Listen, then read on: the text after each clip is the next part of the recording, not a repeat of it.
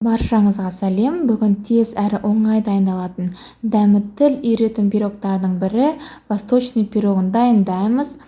Бұл біздің семьямыздың сүйіп жейтін пирогтарының бірі. Міндетті түрде жасап көріңіздер. Рецептімді толығымен қарап, қолдауларыңызды күтемін. Бізге керек заттар: ұн, қант ұнтақ, жұмыртқа, разрыхлитель, сары май немесе маргарин, өрік немесе абрикос, қарамүйіз және де грек жаңғағы. Барлық заттарды тура видеодағыдай майдалап турап қоясыздар. Және три желанияның дәл осы сгущенкасы өте дәмді. Осыны қолданыңыздар.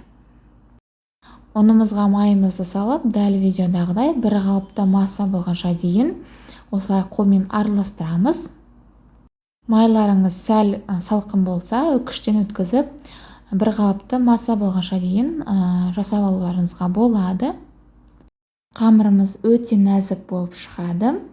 Енді дайын болған массамызға қант ұнтағымызды, разрыхлительді және де жұмыртқамызды салып, біркелкі біздің қамырымыз дайын болғанша дейін араластырып, қамырымызды илейміз.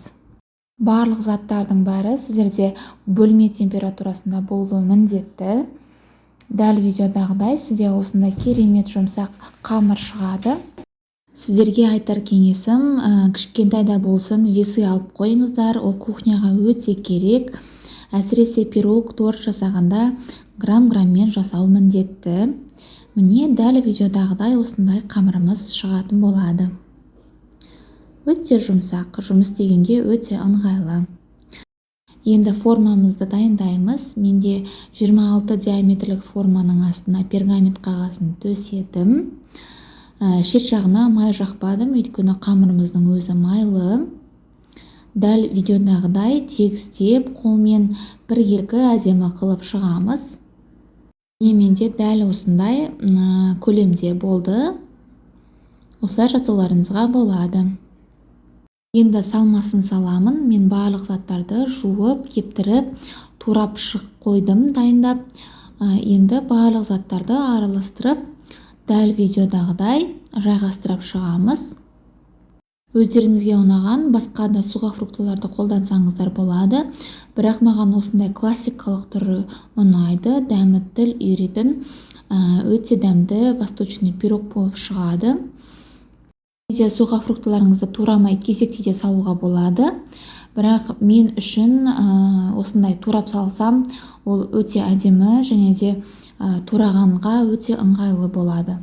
Міне осылай барлығын жағастырып шыққаннан кейін үстіне сгущенкамды және де қою сүтімді құйып, дәл видеодағыдай барлық жағына бірдей құйылу үшін кішкене банкіге кішкентай тесіп алып, дәл видеодағыдай осылай сгущенкамды жайғастырып шықтым. Кезекте, егерде қамырымыз сәл биіктеу болып кетсе, дәл видеодағыдай қатты емес, сәл астыға түсіріп, осылай қолмен әдемілеп қойсаңыздар болады. Пирогымыз 170 градуста 20-30 минутта пісті. Дәл видеодағыдай осылай формасынан толық суғаннан кейін бірақ қана шешіп аласыздар. Пирогымызды әрлеу үшін мен осылай сахарный пудраны үстіне сеуіп әрлеп қоямын және де қонақтарыма ұсына беремін.